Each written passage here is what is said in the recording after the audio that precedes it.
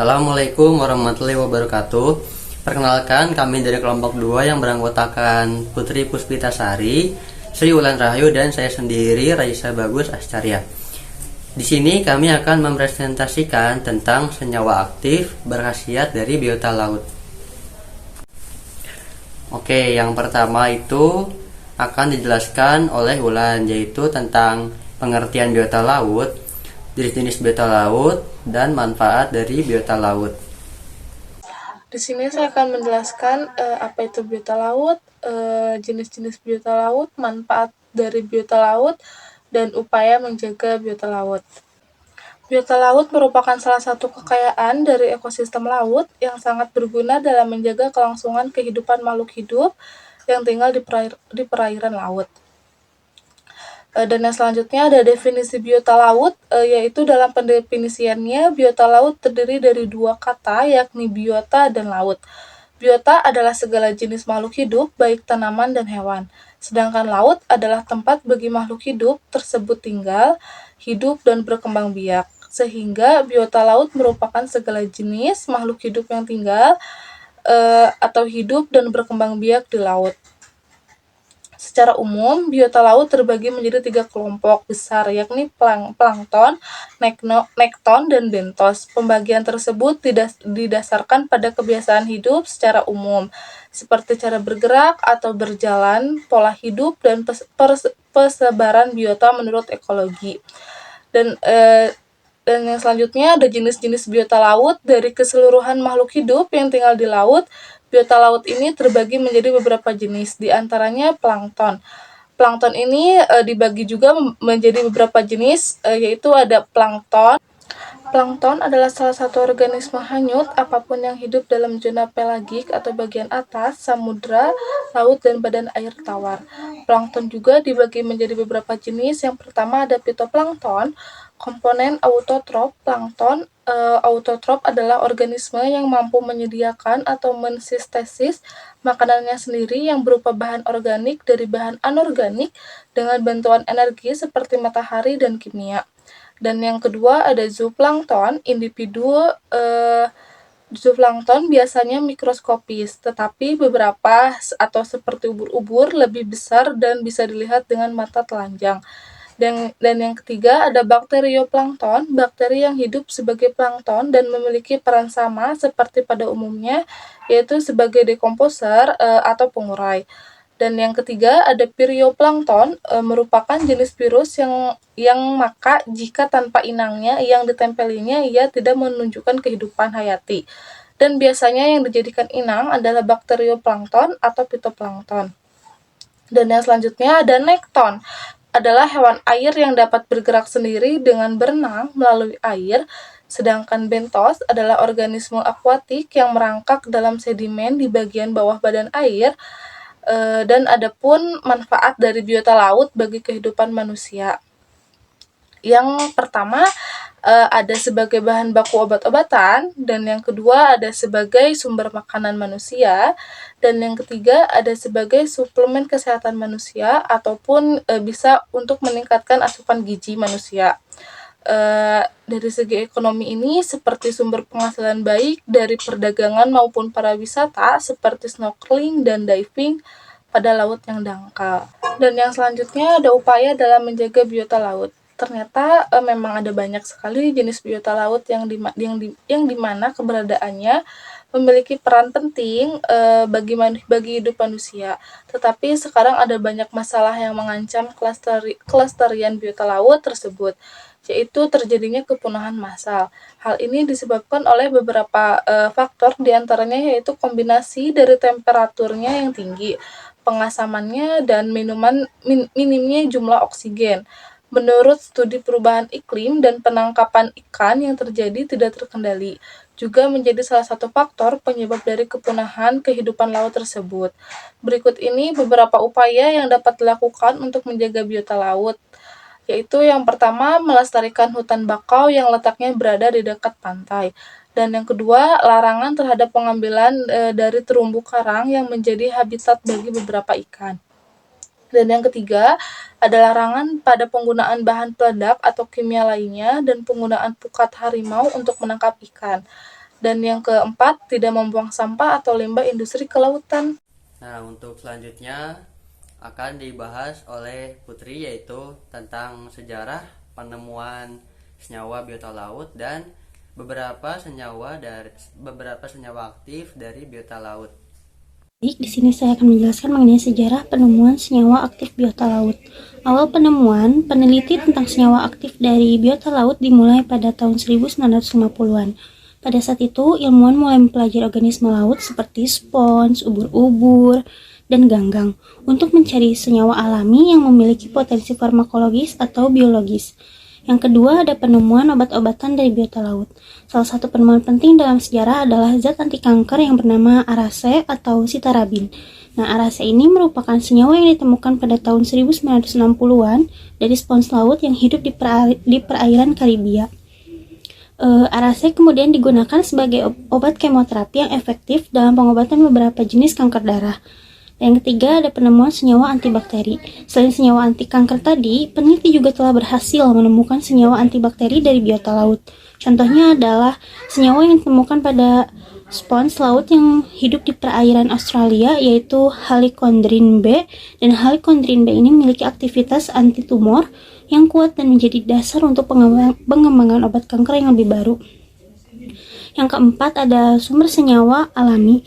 Biota laut ini seperti spons, karang, dan mikroorganisme laut lainnya menjadi sumber yang kaya akan senyawa alami yang memiliki berbagai aktivitas biologis. Lalu, penemuan baru-baru ini, peneliti terbaru telah mengungkapkan berbagai senyawa aktif dari biota laut. Misalnya, senyawa anti kanker baru bernama plitidepsin yang ditemukan dari invertebrata laut yang hidup di perairan Mediterania. Plitidepsin telah menunjukkan aktivitas yang kuat dalam menghambat pertumbuhan sel kanker, dan adapun potensi masa depannya, penemuan senyawa aktif dari biota laut menjadi area penelitian yang menarik. Jadi, organisme laut yang belum dieksplorasi sepenuhnya dapat menjadi sumber senyawa alami baru dengan berbagai aktivitas biologis yang dapat termasuk pengembangan obat-obatan juga, bahan kimia, industri, dan produk-produk lainnya. Dalam rangka menemukan senyawa aktif dari biota laut ini juga penting untuk menjaga keberlanjutan ekosistem laut dan mengadopsi praktik penelitian yang bertanggung jawab guna melindungi keanekaragaman hayati laut. Selanjutnya, apa sih biota laut itu? Jadi, biota laut itu mengacu pada semua organisme yang hidup di lingkungan laut, termasuk dalam perairan lautan maupun samudra. Biota laut mencakup berbagai jenis organisme, mulai dari mikroorganisme seperti bakteri dan plankton, hingga hewan seperti ikan, mamalia laut, krustasea, moluska, dan kerang. Biota laut sangat beragam dan menempati berbagai peran ekologis dalam ekosistem laut. Mereka bisa menjadi produsen, konsumen, atau dekomposer dalam rantai makanan laut. Produsen laut seperti alga dan fitoplankton menghasilkan makanan melalui proses fotosintesis, dan konsumen laut termasuk ikan, burung laut, mamalia laut, dan hewan lainnya yang memakan organisme lain sebagai sumber makanan mereka. Kemudian, dekomposer laut seperti bakteri dan krustasea, pemakan bangkai, itu membantu mengurai sisa-sisa organisme yang mati. Biota laut juga memainkan peran penting dalam menjaga keseimbangan ekosistem dan menyediakan layanan ekosistem yang penting. Mereka membantu dalam siklus nutrisi, oksigenasi air, penyerapan karbon, dan menyediakan habitat serta perlindungan bagi organisme lain. Beberapa jenis biota laut menghasilkan alkaloid yang memiliki berbagai aktivitas farmakologis seperti analgesik, antibakteri, antiviral, dan antitumor. Contohnya adalah alkaloid yang ditemukan pada spons laut dari invertebrata seperti hewan bulu babi laut atau Echinacea turbinata yang menghasilkan senyawa estenasidin dengan aktivitas antitumor. Nah, sedangkan biota laut seperti ikan, udang, dan moluska mengandung peptida bioaktif. Peptida ini memiliki berbagai efek fisiologis seperti antimikroba, antioksidan, antiinflamasi, dan antitumor. Dan biota laut seperti ganggang, spons laut, dan moluska menghasilkan berbagai senyawa terpenoid. Terpenoid ini memiliki potensi farmakologis yang luas, termasuk antiinflamasi, antitumor, dan antivirus. Contohnya adalah helicondrin yang ditemukan pada spons laut. Dan biota laut yang mengandung polifenol seperti flavonoid dan tanin memiliki sifat antioksidan dan antiinflamasi. Dan polifenol ini dapat ditemukan dalam rumput laut, alga, dan hewan laut seperti Curtacea. Biota laut menghasilkan senyawa steroid dengan aktivitas farmakologis termasuk antiinflamasi, antitumor, dan antimikroba. Contohnya adalah sterol yang ditemukan dalam teripang laut atau Echinodermata, seperti teripang pasir sebagai imunodilator. Banyak senyawa yang ditemukan dalam biota laut telah terbukti memiliki aktivitas biologis yang kuat, termasuk kemampuan untuk melawan penyakit seperti kanker, infeksi bakteri, virus, dan penyakit inflamasi. Dan pemanfaatan senyawa-senyawa aktif dari biota laut memiliki potensi yang besar dalam pengembangan obat-obatan baru dan produk-produk kesehatan. Senyawa-senyawa ini dapat menjadi alternatif penting dalam mengatasi masalah kesehatan global, termasuk resistensi terhadap antibiotik, penyakit menular, dan masalah kesehatan lainnya. Apa sih senyawa aktif biota laut itu? Senyawa aktif biota laut merujuk pada bahan kimia atau senyawa yang ditemukan dalam organisme laut seperti mikroba, alga, hewan laut, atau tumbuhan laut yang memiliki efek biologis atau farmakologis. Senyawa aktif biota laut seringkali memiliki potensi untuk digunakan dalam pengembangan obat-obatan, suplemen kesehatan, atau produk kimia lainnya. Contoh senyawa aktif biota laut yang terkenal termasuk senyawa seperti zat kimia yang dihasilkan oleh spons laut, pigmen karotenoid dari mikroalga, peptida dari hewan laut seperti ubur-ubur, atau senyawa sulfur dari mikroorganisme laut seperti bakteri laut. Berikut ini adalah beberapa senyawa aktif dari biota laut beserta khasiatnya. Yang pertama ada flukoidan, sejenis polisakarida alami yang ditemukan dalam alga coklat atau rumput laut. Berbagai manfaat selain yang tersebut itu ada aktivitas antioksidan yang kuat, potensi antiinflamasi, dan kemampuan untuk meningkatkan sistem kekebalan tubuh, serta potensi antitumor dan kemopreventif. Nah, metode pengambilan senyawa flukoidan itu yang pertama ada ekstraksi dengan air. Metode ini melibatkan pencucian alga dengan air bersih untuk menghilangkan kontaminan dan garam yang berlebihan. Setelah itu alga dikeringkan dan direndam dalam air hangat selama beberapa waktu. Air rendaman kemudian disaring dan dikonsentrasikan melalui proses penguapan atau filtrasi untuk mendapatkan flukoidan. Yang kedua ada ekstraksi dengan pelarut organik. Dalam metode ini, alga dikeringkan terlebih dahulu dan kemudian diekstraksi menggunakan pelarut organik seperti etanol ataupun metanol. Dan alga direndam dalam pelarut organik selama beberapa waktu untuk memungkinkan flukoidan terlarut keluar dari bahan alga. Larutan ekstraksi kemudian dipisahkan dari sisa alga dan pelarut organiknya diuapkan atau diuapkan untuk mendapatkan flukoidan.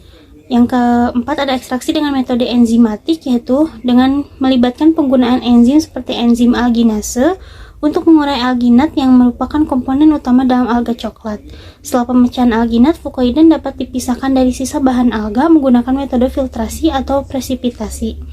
Dan metode lainnya selain metode di atas tadi juga metode ekstraksi yang melibatkan penggunaan teknik seperti pemisahan membran, pemisahan ion, dan elektroforesis untuk mendapatkan flukoidan dari alga coklat. Setelah flukoidan diekstraksi, tahap selanjutnya adalah pembersihan dan pemurnian untuk menghilangkan kontaminan dan senyawa lain yang tidak diinginkan. Pemurnian dapat dilakukan dengan menggunakan metode seperti filtrasi, pemisahan membran, dan proses pengendapan. Yang kedua ada halomon. Senyawa halomon adalah kelompok senyawa yang ditemukan dalam lingkungan ekstrim seperti danau-danau dan laut dengan tingkat salinitas yang sangat tinggi. Langkah umum dalam pengambilan senyawa halomon dari biota laut itu, yang pertama ada identifikasi organisme halomon. Pertama, organisme halomon harus diidentifikasi. Ini bisa mencakup bakteri, archaea, atau mikroalga yang mampu bertahan dan hidup di lingkungan yang sangat asin. Yang kedua ada pengumpulan sampel. Sampel biota laut yang mengandung organisme halomon harus dikumpulkan, dan sampel ini dapat berupa air laut, sedimen, atau organisme hidup seperti mikroalga halomon. Yang ketiga ada isolasi organisme halomon. Organisme halomon yang diidentifikasi harus diisolasi dari sampel yang dikumpulkan. Ini melibatkan langkah-langkah seperti pemisahan organisme menggunakan teknik filtrasi, penginceran sampel, atau kultur mikroba untuk memperoleh populasi murni dari organisme halomon yang diinginkan. Yang keempat ada ekstraksi senyawa halomon. Setelah organisme halomon diisolasi, langkah berikutnya adalah ekstraksi senyawa halomon dari mikroorganisme tersebut. Metode ekstraksi yang digunakan dapat bervariasi tergantung pada sifat kimia dari senyawa yang ingin diekstraksi. Metode yang umum digunakan termasuk ekstraksi pelarut organik, ekstraksi berbasis air, atau penggunaan teknik kromatografi. Dan yang keenam ada pemurnian senyawa halomon. Setelah senyawa halomon diekstraksi, langkah selanjutnya adalah pemurnian senyawa tersebut. Pemurnian dapat dilakukan dengan menggunakan teknik seperti kromatografi kolom, kromatografi lapis tipis, atau filtrasi dengan membran. Dan yang terakhir ada karakterisasi senyawa halomon. Setelah senyawa halomon dipisahkan dan dimurnikan, langkah terakhir adalah karakterisasi senyawa tersebut. Ini melibatkan analisis fisikokimia untuk menentukan struktur molekul, komposisi kimia, dan sifat-sifat senyawa halomon yang relevan. Dan pengambilan senyawa halomon dari biota laut merupakan proses yang kompleks dan memerlukan pengeluaran dan teknik yang tepat. Selanjutnya ada omega 3 asam lemak. Jenis asam lemak yang esensial yang penting untuk kesehatan manusia. Mereka disebut esensial karena tubuh manusia tidak dapat menghasilkan asam lemak ini sendiri, sehingga kita harus memperolehnya melalui makanan. Ada 3 jenis omega 3 asam lemak yang paling umum dan penting, yaitu asam eicosapentaenoik atau EPA. Yang kedua ada asam docosahexaenoik atau DHA. Yang ketiga ada asam alpha-linolinik atau ALA. EPA dan DHA biasanya ditemukan dalam makanan laut seperti ikan berlemak, sarden, salmon, tuna, krill, dan minyak ikan. ALA umumnya terdapat dalam sumber nabati seperti biji rami, biji chia, biji kena, dan minyak biji rami.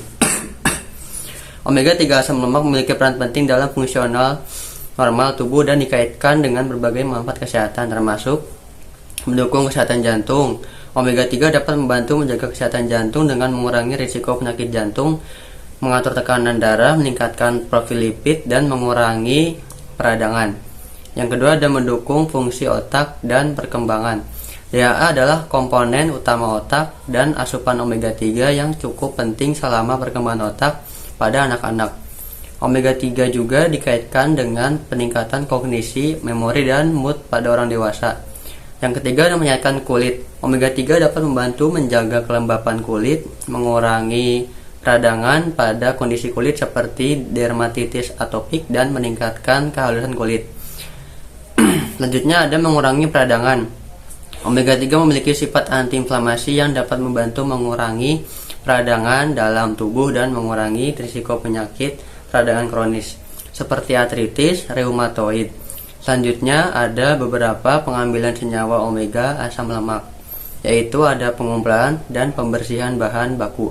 Biota laut yang kaya akan asam lemak omega 3 seperti ikan seperti salmon, tuna, atau sarden dikumpulkan dan diproses.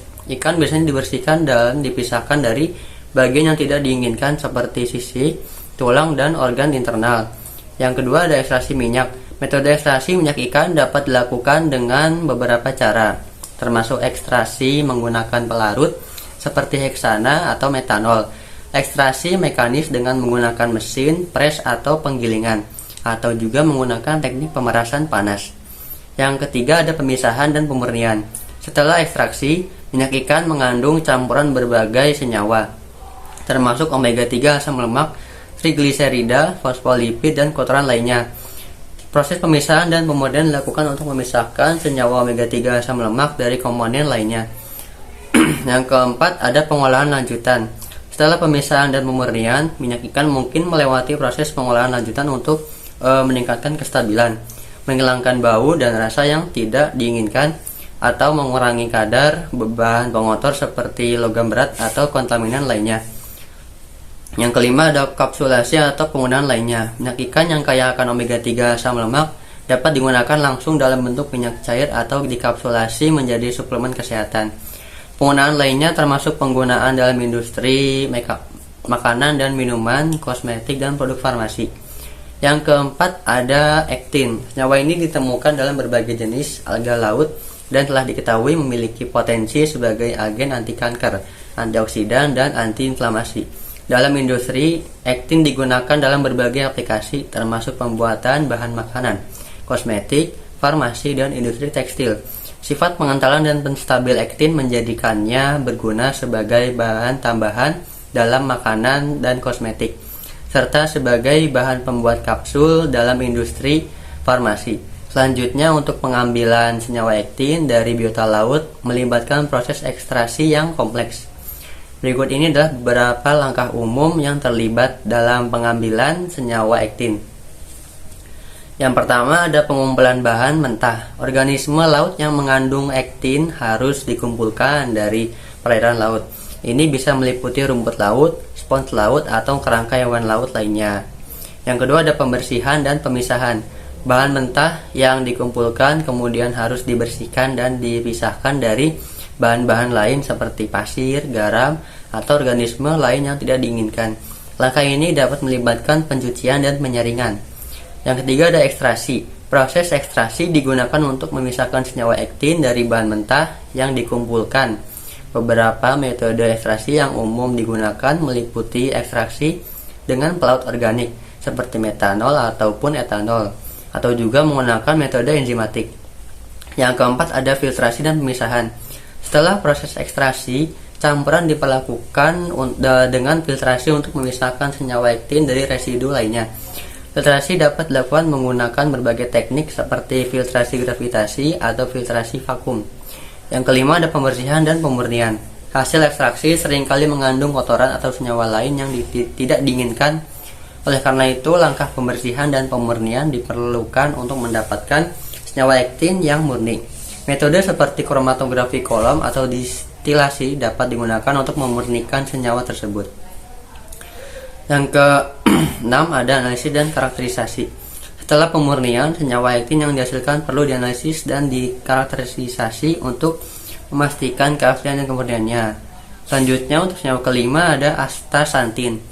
Astaxanthin ini adalah senyawa karotoneut yang memberikan pigmen merah orange pada banyak organisme dalam alam, seperti mikroalga, ganggang, ikan, dan krustasea. Senyawa ini terkenal karena sifatnya sebagai antioksidan kuat. Astaxanthin memiliki struktur kimia yang mirip dengan beta-karoten, tetapi memiliki aktivitas antioksidan yang lebih kuat. Ini karena astaxanthin memiliki sifat kimiawi yang unik, termasuk kemampuannya untuk menangkap radikal bebas dan melindungi sel-sel dari kerusakan oksidatif. Oleh karena itu, astaxanthin memiliki berbagai manfaat kesehatan yang dikaitkan dengan aktivitas antioksidannya. Beberapa manfaat kesehatan yang dikaitkan dengan astaxanthin meliputi: yang pertama ada antioksidan dan perlindungan sel. Astaxanthin membantu melindungi sel-sel tubuh dari kerusakan oksidatif yang disebabkan oleh radikal bebas. Ini dapat membantu mencegah penyakit degeneratif dan penuaan dini. Yang kedua ada perlindungan kulit. Astaxanthin dapat membantu melindungi kulit dari kerusakan sinar matahari, mengurangi peradangan kulit, meningkatkan kelembapan kulit, dan meningkatkan elastisitas kulit. Yang ketiga ada dukungan kesehatan mata. Astaxanthin dikaitkan dengan perlindungan mata dan pengurangan risiko penyakit mata degeneratif seperti degenerasi makula terkait usia, AMD, dan katarak. Yang keempat ada dukungan sistem kekebalan tubuh. Astaxanthin dapat meningkatkan respon imun tubuh dan membantu mengurangi risiko penyakit radang dan infeksi. Yang kelima ada antiinflamasi. Astaxanthin memiliki sifat antiinflamasi yang kuat dan dapat membantu mengurangi peradangan pada kondisi seperti artritis, asma, dan penyakit inflamasi lainnya. Selanjutnya ada beberapa metode umum yang digunakan untuk pengambilan senyawa astaxanthin. Yang pertama ada metode ekstraksi pelarut.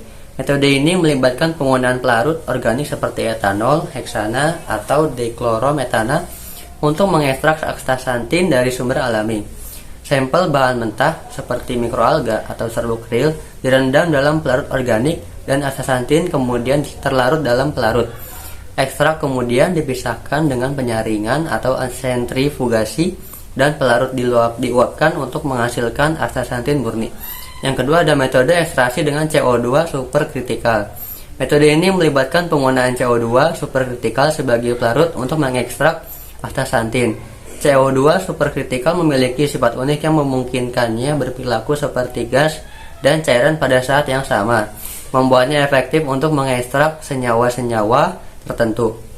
Metode ini umumnya lebih mahal tetapi menghasilkan astaxanthin yang lebih murni dan bebas dari residu pelarut. Yang ketiga ada kultur mikroalga.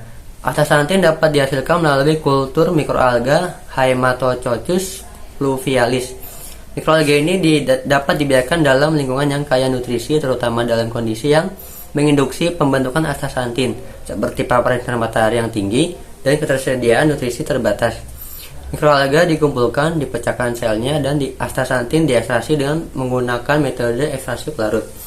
Yang keenam ada senyawa squalene. Squalene adalah senyawa organik yang ditemukan secara alami dalam berbagai sumber termasuk hati hiu, minyak zaitun, minyak kelapa, minyak biji anggur, dan beberapa spesies tumbuhan lainnya. Squalene biasanya diekstraksi dari hati hiu atau diperoleh melalui sintesis kimia.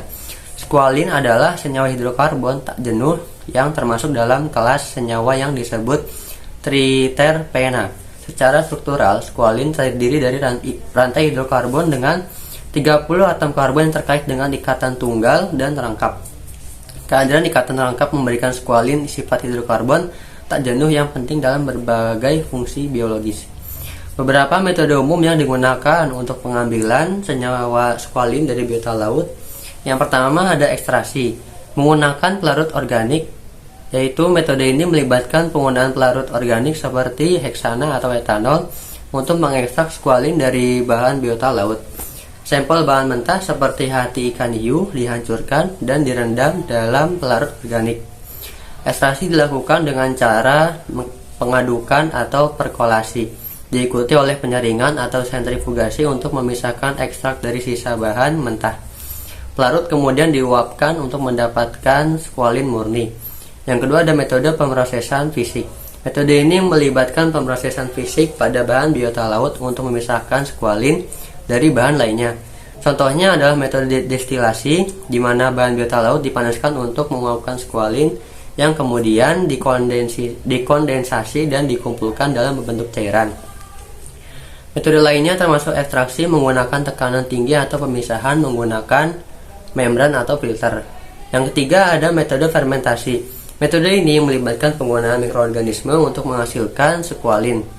Mikroorganisme seperti ragi atau bakteri dimanfaatkan untuk mengubah substrat yang mengandung sumber karbon menjadi squalene melalui proses fermentasi.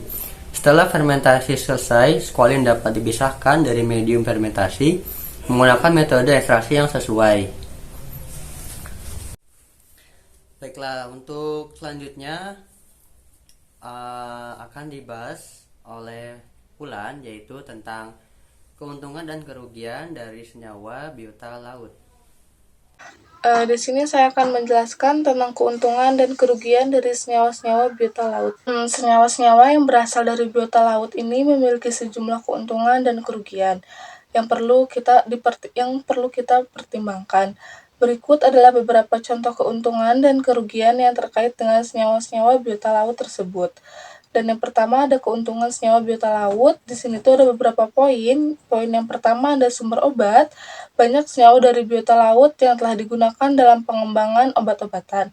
Contohnya, senyawa-senyawa yang ditemukan dalam spons laut telah digunakan dalam pengobatan kanker, infeksi, dan penyakit jantung.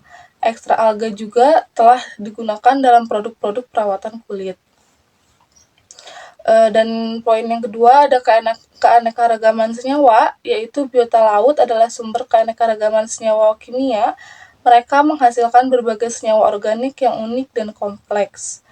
Keanekaragaman ini membuka potensi besar untuk penemuan senyawa baru dengan berbagai aktivitas biologis yang berpotensi menguntungkan manusia. Dan poin yang ketiga ada potensi industri, yaitu senyawa-senyawa dari biota laut dapat digunakan dalam berbagai industri termasuk makanan, kosmetik, farmasi, dan bahan kimia. Contohnya itu adalah senyawa-senyawa yang berasal dari rumput laut digunakan dalam industri makanan sebagai bahan tambahan makanan, pengental, dan penstabil. Banyak senyawa juga digunakan dalam pembuatan produk-produk kosmetik. Dan yang kedua ada kerugian senyawa biota laut. Ini juga ada beberapa poin. Poin yang pertama ada overfloitasi, eksploitasi berlebihan terhadap biota laut untuk mendapatkan senyawa-senyawa berpotensi menguntungkan dapat mengancam kelangsungan hidup organisme tersebut. Jika tidak ada pengelolaan yang baik, dapat terjadi penurunan populasi dan kerusakan ekosistem laut. Dan poin yang kedua ada kerusakan ekosistem, yaitu pengambilan senyawa-senyawa dari biota laut bisa menyebabkan kerusakan ekosistem laut secara luas. Organisme laut berperan penting dalam menjaga keseimbangan ekosistem dan penurunan jumlah mereka dapat mengganggu rantai makanan dan keragaman hayati secara keseluruhan. Dan poin yang ketiga, pencemaran lingkungan, yaitu beberapa senyawa yang diekstraksi dari biota laut seperti minyak ikan dan limbah kimia dari industri perikanan dapat menyebabkan pencemaran lingkungan jika tidak dikelola dengan baik. Pencemaran ini dapat membahayakan organisme laut dan manusia yang bergantung pada sumber daya laut. Penting juga untuk mempertimbangkan secara hati-hati keuntungan dan kerugian dalam pengambilan senyawa-senyawa dari biota laut. Dibutuhkan pendekatan yang berkelanjutan dan bertanggung jawab untuk memastikan bahwa eksploitasi sumber daya laut itu dilakukan secara berkelanjutan dan melindungi keanekaragaman hayati laut. Dan yang selanjutnya ada perbedaan senyawa aktif dari biota laut dengan yang lainnya. Perbedaan antara senyawa aktif biota laut dengan senyawa dari sumber lainnya seperti tumbuhan darat atau mikroorganisme dapat meliputi beberapa aspek. Berikut aspeknya. Yang pertama ada keanekaragaman struktural biota laut seperti alga, spons laut, dan hewan laut lainnya. Menghasilkan senyawa aktif dengan struktur kimia yang unik dan kompleks. Senyawa-senyawa ini dapat mencakup berbagai kelas senyawa termasuk alkaloid, terpenoid, steroid, peptida, polisakarida, dan pigmen organik.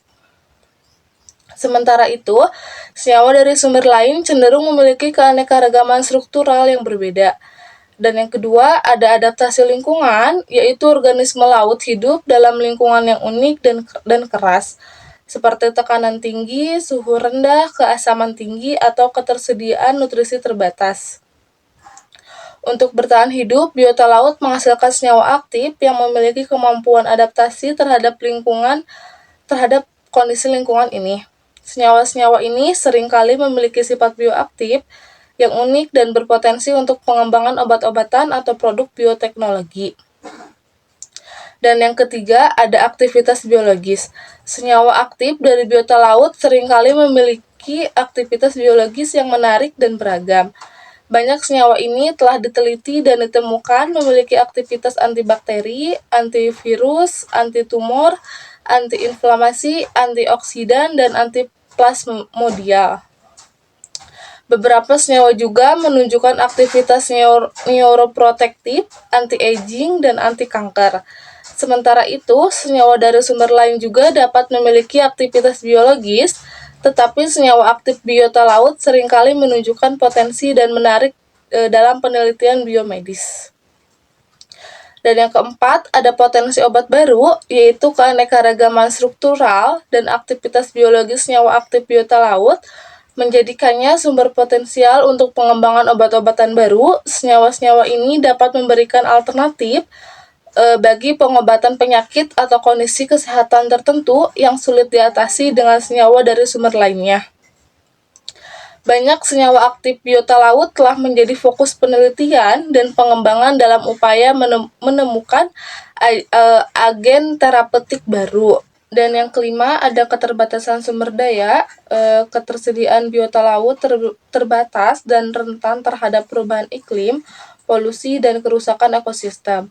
Karena itu, senyawa aktif biota laut seringkali sulit didapatkan dan dapat menjadi langka. Ini membuat penelitian dan pengembangan senyawa ini menjadi tantangan. Sementara itu, senyawa dari sumber lain dapat diperoleh secara lebih mudah dan dalam jumlah yang lebih besar. Perbedaan ini menunjukkan potensi penting dari senyawa aktif biota laut dalam penelitian biomedis dan aplikasi industri, namun penting untuk dicatat bahwa setiap sumber senyawa memiliki karakteristik dan manfaatnya sendiri, dan penelitian terus dilakukan untuk memahami lebih lanjut tentang senyawa-senyawa ini dan potensi mereka dalam berbagai bidang aplikasi. Baiklah, mungkin cukup sekian dari kelompok kami tentang presentasi tadi ya. Kurang lebihnya mohon maaf. Wabillahi taufiq wal hidayah. Wassalamualaikum warahmatullahi wabarakatuh.